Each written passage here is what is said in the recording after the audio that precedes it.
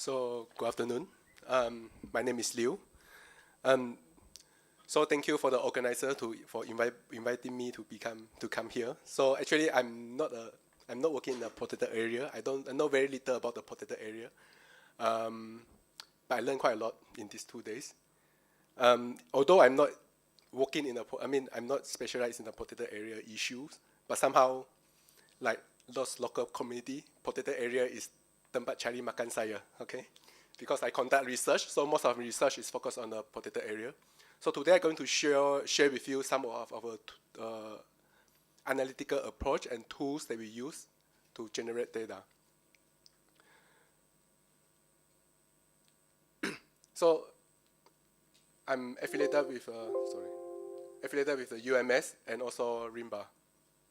And this work is done together with Ruben Clemens and Liz Price.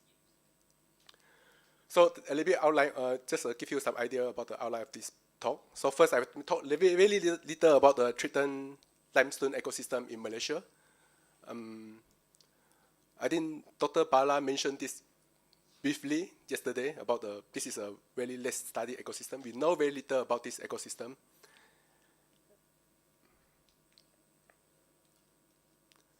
And then how to use Google Earth to manage this threatened ecosystem.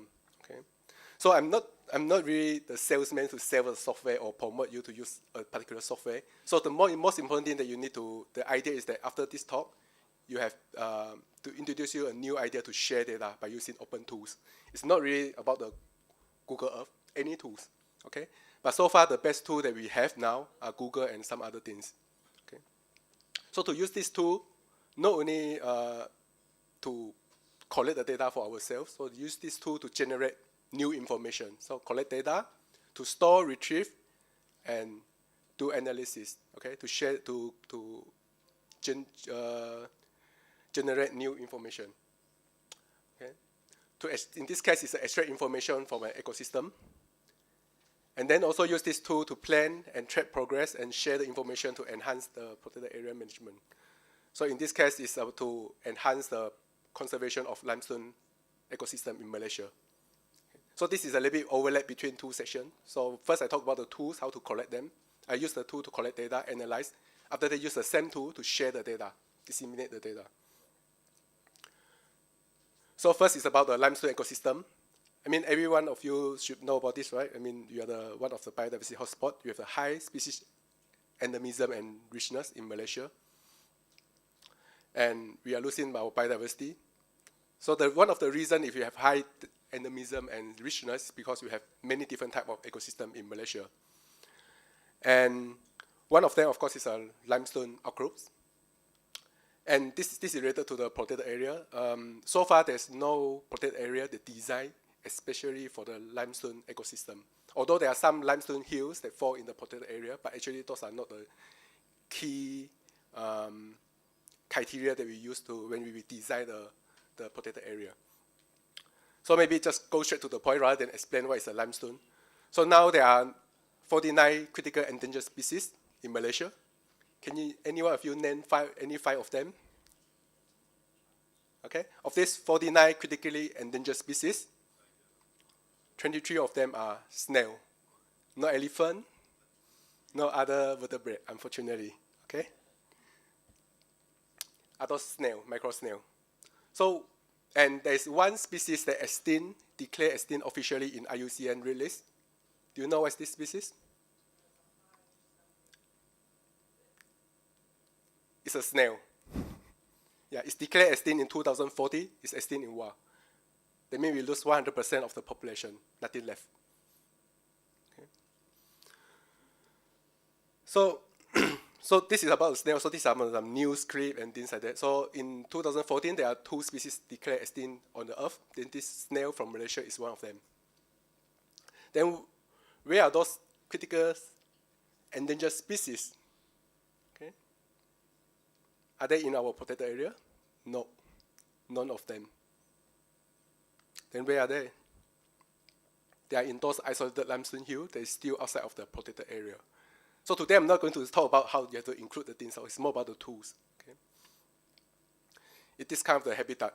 Okay, so this limestone hill is considered an ecosystem. It's same as a mangrove ecosystem, island ecosystem, montane forest. It's a very unique ecosystem. And now it's facing the threat, for example, quarrying. So quarrying is an irreversible destruction. Once you remove the quarry, you remove the hill, you remove the whole population. Okay, it's even, and then of course the deforestation. So the deforestation is not really on top of the limestone hill because the tree does not grow very big on the limestone hill, but it's deforestation around the limestone hill. And it changes the microclimate and make the hill itself is really very dry, but somehow there are some endemic species that adapt to this kind of the harsh environment. But still, when you deforest, you have the deforestation around the hill, they make a condition even harsher. And it then make a hill very susceptible to the fire. So to give you an example, so this is one of the largest hills in Malaysia, Bukit Sago in Pahang. So this is what you can see from the paper, the satellite image, and from Google Earth. So first, it starts with a deforestation. So you can see the forest have been cleared. Then start with the quarrying. So this is the status of the limestone hill. So in few years' time, maybe 5 years, 10 years, then the whole hill will be gone. And there are one endemic species on the hill. And so before we talk about the conservation of limestone hill, actually, we know nothing. Okay. So the example that I show you is from Sagu, Pahang.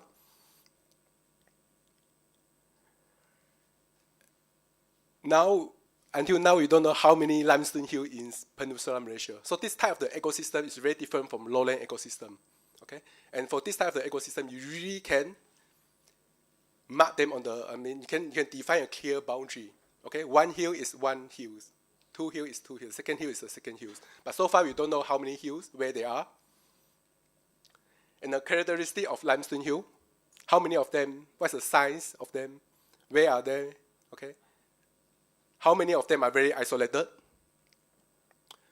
And how many of these hills have been quarried? And how many of these hills have gone? And how many species have gone together with this hill? And what's the status of the forest around the hills? Okay, because there's no way you can protect all the hills. Okay, we need cement. But somehow we need to prioritize to choose those hills that are important. Okay, so this kind of information, the forest cover around the hill, give us some indication the condition of the hill. If you want to select the hill for conservation, for protection, you need to choose the hill that with still some forest intact around the hills. So these are questions that we asked for 15 years. Okay, we're still waiting for someone to do the things, but no one will do the things. So somehow we come up with a project, but it's a project that we use only open source data and tools, okay, to obtain the information for this ecosystem. Okay. So I'm not going to go into the detail about the technical detail, how you do analysis, but just give you an impression how this can be done easily by using open source software and open data. Okay, the data that are available. We don't buy any data. Okay, we don't buy any software. We just use what is available. Okay. The reason is that we also want the things that we develop, the protocol, we want also everyone at all levels of society can use it to reproduce. So we use a few of these open source software. There's still steep learning curve if you want to use this software to do analysis on your own data. But somehow if you want to reproduce what we have done, okay, so everything is described in the paper, but somehow, when you read scientific paper, you read report, even you read the manual for the software, it will take you some time to try to understand everything. So together with the publication, we also make a video to show step by step how to use it. So whenever there's a gap in the analytical workflow, for example, you want to do analysis for this software, suddenly you have to do something before you can continue the analysis with other software. We develop a script to help you to do that. So altogether, what I'm going to present you later, you just need to spend about 20 minutes to reproduce all the things that we have done, okay, for limestone hills. So the hill is like if you see each hill as a protected area, then you can apply this for your protected area. So now we use the same workflow, try to map all the islands in Sabah. So for security reason and for research. and all the script. So actually, before this conference, I already passed all this information to organizer. Maybe later they can send to all of you. I don't have your email, but somehow you can just Google my name, Karst, Google Earth, then you'll find all this information free. So first is the map bin. So for this one, you have to do it manually. You cannot depend on the remote sensing because the limestone hill, most of them are covered by the forest. It's very hard to detect them by using remote sensing technique. So what we've done actually, we just check all the publication that we can access. Most of them are geological publication, and find all this map. So I think we screen 100 of this publication, and 61 of them have a reliable map. And I mean the publication, and each of them have 1 to 10 maps. So we just gather all this information, and then I try to identify them, relocate them from the Google Earth image. After we found them, then we just mark them. So for the mapping, you really need a field verification, and from the human, I mean, you need to do it. You need human to check it. But we didn't say this is a complete database. Okay, this is the best we can do in 3 years. So we gather all the information that we have. So in the future, if someone wants to add information, they just go using the same protocol, add more hills, and rerun the analysis. So after that, we mark them in Google Earth together with a reference, okay? And then convert it to the GIS file. So for this step, what the user really need to do, they just need to open the Google Earth and mark this hill, that's all. Then for the rest, it's quite technical, it's about GIS analysis. So we want to quantify the limestone hills physical parameters, so that means the size, the degree of the isolation. And also, we try to quantify the limestone hill threat parameters. So whether there's a quarry present on the hills, and what's the status of the forest around the hills. So from this step onwards, everything is quite automatic. So you just need to mark those hills, use the data that we provided, use the script that we have, add in the hills that you think that we missed, and rerun the whole analysis. In 20 minutes, you will generate the database actually. So first is a size, so you just calculate the size of the hills. And the next is a degree of isolation. So this limestone hill like the island, okay? So the more isolated the limestone hill is, more likely this limestone hill will have some endemic species. So this is one of the important parameters that we want to take into the consideration. Then we can generate some sort of the hotspot map and show you how isolated of this limestone hill. So this is some physical properties. And then, so for all the limestone hills. So after that, we quantify the hill threat parameters. So whether or not there's a quarry, whether or not there's a forest degradation around the hills. So for quarry, it's quite easy. We don't really go to each of the hills. There's so many of them, and we don't have any budget.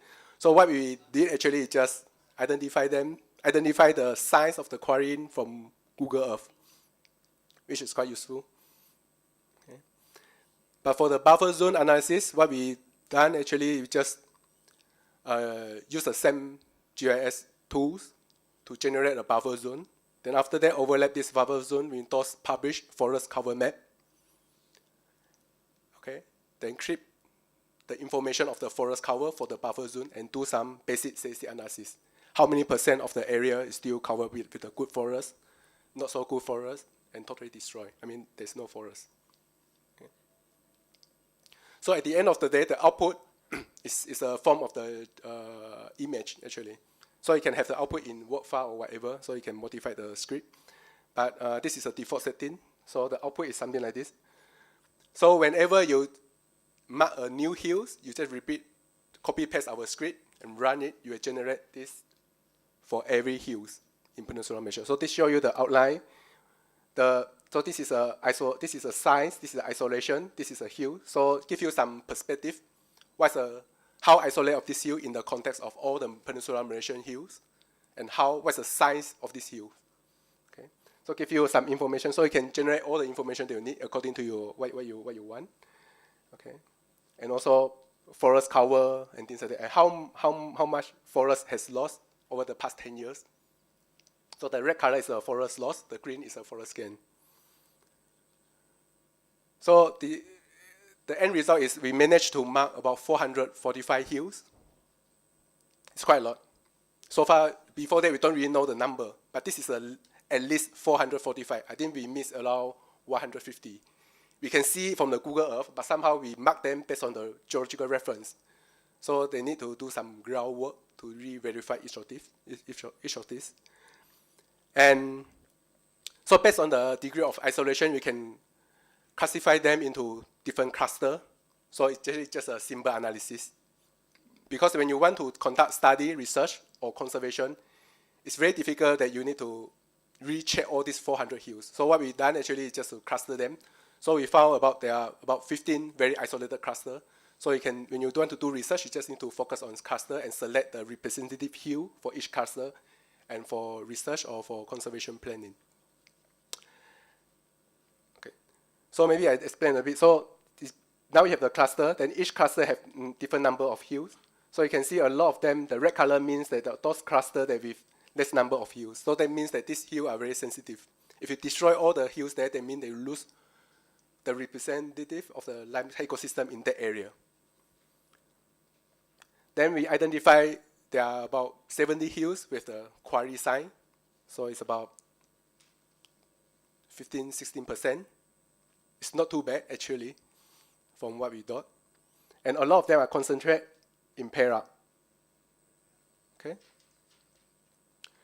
And for the size analysis, the reason that we don't realize that there are so many hills because most of them are very, very small. Okay.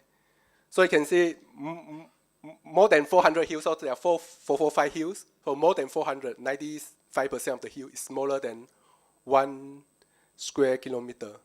Okay. And 60% of them is even smaller than 0.1 kilometer. So they are very, very small.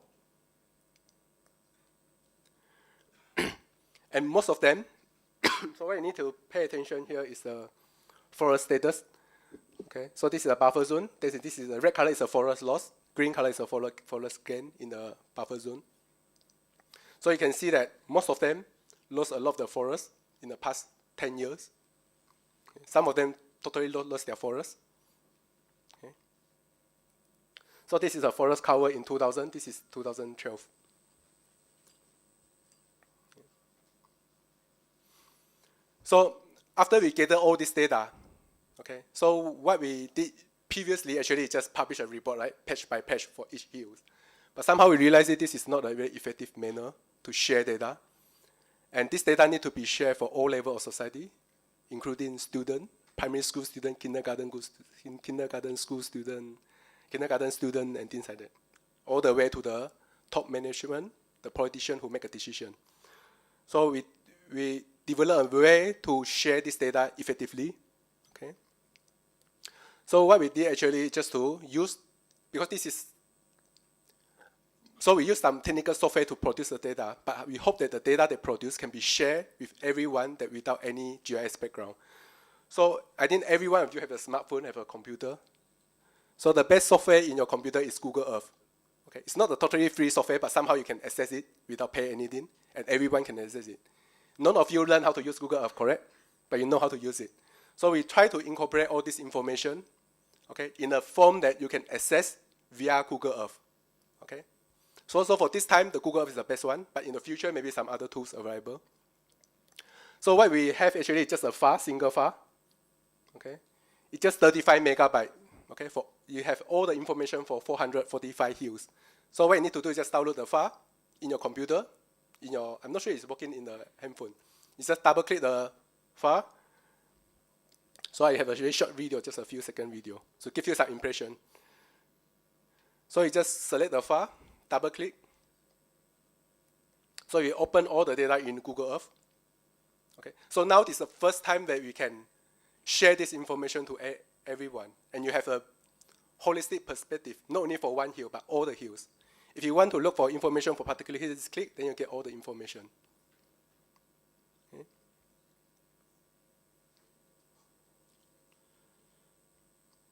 So this file is just 35 megabytes. It's a KMZ file. So even though you don't have the Google Earth, you can unzip the file, open the, if one is unzip the file, you can see two folders. One folder with all those images, those raw data, and another one with those information for limestone hill. You can open with Notepad. So This is what we try to achieve. Not only use the open source software, but also make sure our data is open. It means it's free, open format, and allow anyone to reuse, remix, and then redistribute by using the same manner. So this is just, so as a user, you just get the data.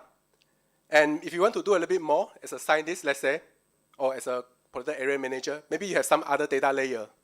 Okay? So I just give you an example. So this is a hill, one of the hills. So you click, get the data, just like what I showed you just now. Okay. So what you can have actually is so you can see this landmark, the small blue color landmark. Zoom out a bit. Okay, all this landmark. So this is the distribution data for one of the land snail genus. Okay, you can see many species, so you can incorporate this. Open this with Google Earth. Okay, since 2014, we publish all our biodiversity data in this form.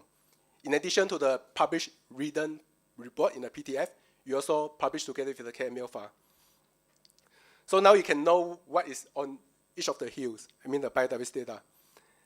At the same time, you also can use the Google Earth function. So there's a history function. You can go back and track what happened for that particular limestone hills. So you can apply to your protected area if you have a certain area, for example. And all these things are free.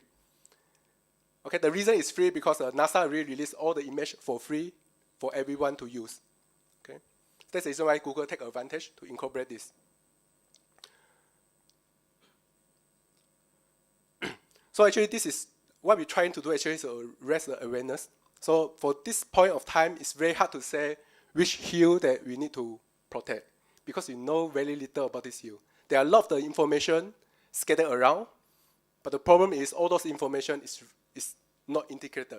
So what we're trying to do is to provide the first platform for anyone who working on limestone hill to add data by using this platform. Okay. For those hills that already have a name, we use the original name for the hills. For those hills that we don't have a name, we just use my Karst. So you can use my PA, use my Karst, so you get a number. Okay. So in the future, what you need actually is just have download this map in your handphone, go to the site, do your fieldwork. When you do a report, you just mention the name of the hill. Okay. Sooner or later, after 10 years, all the information will be online, hopefully. Then you can search the information of the hills, just Google them. Just Google, type the name of the hill or the code of the hill, then you can find the information that related to the hill. Although it's not generated by us, by anyone. Okay. So in the past, it's very hard to convey the message. This limestone is very endangered. Okay. There are a lot of the endemic species. Those information are there, but it's very hard to pass this information. Even though you go to the habitat itself, you just see in the front it's a very nice hill, but you go to the back, half the hill is gone. When you realize that something happened, it's too late. Okay? So now everyone can access this information easily to help us to monitor all those 445 hills, what happened. So far, there's no organization, so we just do it on our capability. So this is the best we can do. So we hope that any agency maybe can take it up and expand it a bit. So I think there's not many opportunity that you can observe the extinction, the ongoing extinction for a species. So for example, this is a hill in Kuantan, Bukit Tengkek. So this image is taken in 2015. And this is one of the endemic species that described in 2014. Okay? And this species only can be found on the hill. We did search all the hill around this particular Bukit Tengkek. We don't find this species. This is the only species. So keep your eye on it. So when you notice that the whole hill has been flattened, then I think you don't need any proof to prove that this species is extinct. Okay, so this is because this is the only habitat.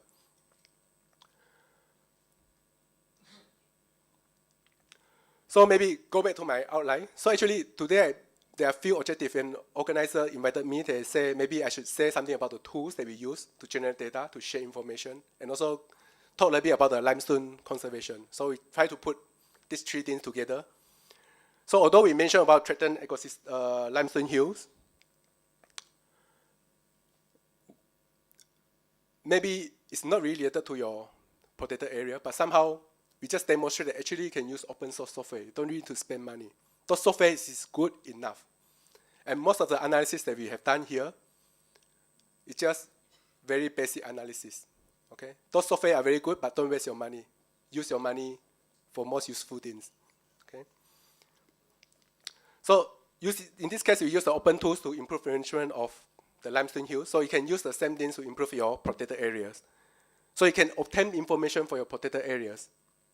Okay, you can share the information. I'm pretty sure if every protected area, every manager in the protected area generate the information for their protected area, and then pass this information to Dr. Siva, he was more than happy. Sure. Yeah. And if everyone, because this KML file is an open format, it just takes seconds to integrate all this information. Just seconds. And then you also can plan, track, and share information. So the basic information that I show you, based on the Google Earth image, right?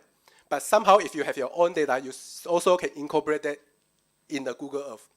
You can see your data, okay, land use data or whatever, together with the new information that you collected. So I would like to acknowledge a few people. So Rahiro, so he's the one who struggled to find a good map, and we spent 3 years to produce this. And to Tony Winder for his comment and suggestion, and to my student who spent a lot of time to go through all those maps. Okay? So thank you for your attention.